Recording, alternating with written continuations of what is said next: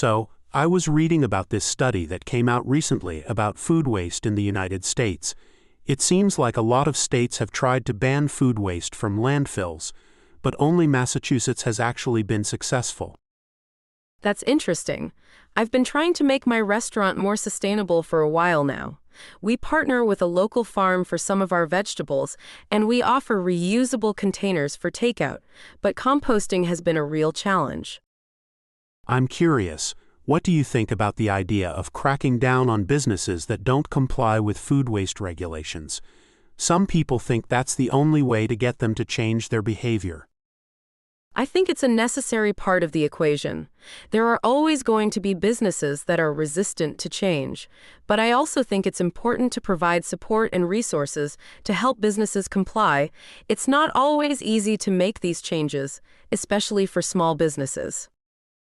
That's a good point. It's a balancing act between enforcement and education. But ultimately, I think we need to find ways to make it easier for businesses and individuals to reduce food waste. It's a problem that affects all of us. I agree. We all have a role to play in reducing food waste. It's not just about the environment, it's about our economy and our food security as well. I'm glad you brought that up.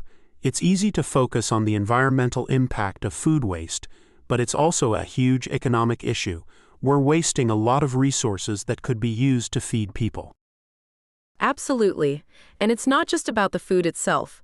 We're also wasting water, energy, and land that could be used for other purposes. So, what do you think the future holds for food waste reduction in the United States? Do you think we'll see more states follow Massachusetts' lead?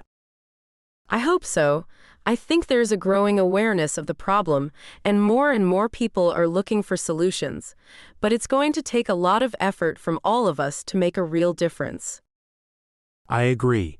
It's a complex issue, but it's one that we can't ignore. Thanks for sharing your insights. It's been really helpful to hear your perspective as a restaurant owner. You're welcome. I'm glad we could talk about this. It's important to keep the conversation going. What kind of challenges have you faced? Well, first of all, it's expensive. We have to pay for bins and pickup, which costs us about $3,000 a year. And then there's the issue of contamination.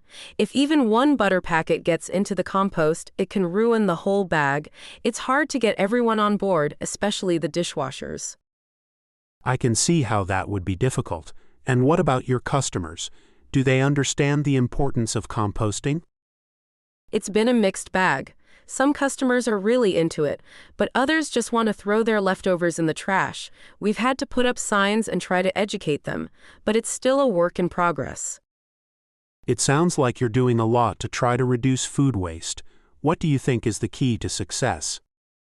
I think it's a combination of things. You need to have the right infrastructure in place, like composting facilities and pickup services. But you also need to have strong enforcement and education.